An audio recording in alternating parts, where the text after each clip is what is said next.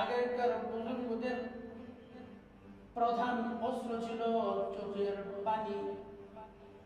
তেমন একজন মুজাহিদ, নাম তার সালাউদ্দিন আইয়ুবী। তার কোনো তেমন অস্ত্র শস্ত্র ছিল না। কি ছিল শুনেন, তিনি কোনো এক যুদ্ধের প্রস্তুতি নিচ্ছেন।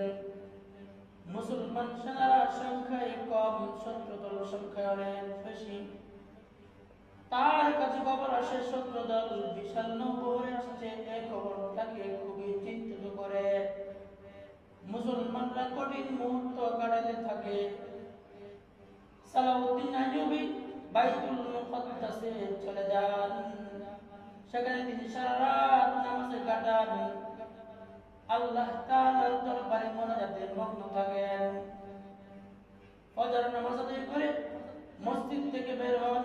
গেটে তিনি এক লোককে দাঁড়ানো দেখেন। তার চেহারায় ঐশী নূর ঝলমল করছে। দেখে মনে হয় তিনি আল্লাহ কোন এক প্রিয় বান্দা, আল্লাহ তাআলার মাহবুব প্যারা বান্দা। আল্লাহ তাআলা তাকে অত্যাধিক শক্তি দান করেছেন। এই লোকের কাছে নিয়ে দোয়ার আবেদন করার কথা তিনি কল্পনা করছিলেন যে আমাদেরকে শত্রুরা ধাওয়া করছে। তিনি সামনে আগান, কাছে গিয়ে সালাম দেন, আবেদন করেন, হুজুর দোয়ার দরখাস্ত করছি। শত্রু দল বিশাল নৌবহরে আমাদের দিকে আসছে। দোয়া করেন আল্লাহ তাআলা যেন আমাদেরকে হেফাজত করেন। তিনি সালাউদ্দিন আইয়ুবীর দিকে তাকান। সালাউদ্দিন আইয়ুবী মহান ব্যক্তিত্ব সম্পর্কে বোঝাতার তিনার আর বাকি রইলেন না। তিনি বুঝে ফেললেন এই লোকটা কোন সাধারণ লোক নয়, তিনি অবশ্যই কোন কামেল লোক হবেন।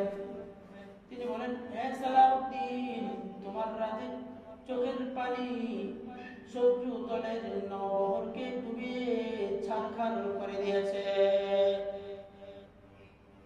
বাস্তবে আরো 3 দিন পর খবর এলো শত্রু দলের নৌবহর সাগরে ডুবে গেছে। সুবহানাল্লাহ। দেখুন, মানুষ যখন রাতে নির্জনে আল্লাহ তাআলার কাছে কান্নাকাটি করে দোয়া করে, আল্লাহ তাআলা তার দোয়া কবুল করে নেন। দোয়ার ওসিলায় কখনো ভৌগোলিক চিত্র আল্লাহ তাআলা পাল্টে দেন, ভাগ্যের চাকা ঘুরিয়ে দেন। এটা সাধারণ বিষয় নয়। আল্লাহ তাআলা অনেক বড় অনুগ্রহ। এজন্য জরুরি হলো মনকে ময়লাযুক্ত করে সাজানো, জিকির দিয়ে মনকে সতেজ রাখা। এক জমানা ছিল যখন যুব সমাজ ভালো কাজে প্রফুল্লিত করত, কে কত বেশি ভালো কাজ করতে পারে। এই জন্য তারা মনে প্রাণে চেষ্টা করতো কোরআন কারীমে যেটা বলা হয়েছে, وفي ذلك فليتنافس المتنافسون।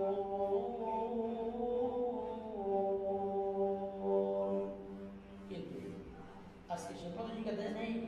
পরিতাপের বিষয় আসছে, মনোমুগ্ধকর দৃশ্য দেখা যায় না। আজকের যুব সমাজ পরিবর্তন হয়েছে। যুব সমাজ অধঃপতনের পতন গহ্বরে তলিয়ে যাচ্ছে।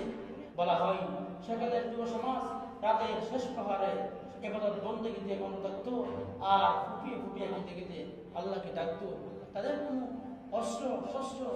অস্ত্রে সুসজ্জিত ছিল না, অস্ত্রে সজ্জিত ছিল না। তাদের প্রধান অস্ত্র ছিল চোখের পানি। সেই অস্ত্র যদি আমরা এখনো সংগ্রহ করতে পারি, ধরে রাখতে পারি, বিজয় আবার আমাদের হবে ইনশাআল্লাহ। আল্লাহ তাআলা আমাদের বোঝার আমল করার তৌফিক দান করেন। মুসলমানদের প্রধান অস্ত্র সেটা আবার আমাদের ফিরিয়ে আনার তৌফিক দান করেন। বেশি বেশি আল্লাহর দরবারে যে কোনো মুহূর্তে, যে কোনো প্রয়োজনে অজস্র চোখের পানি ঝরানোর তৌফিক দান করেন।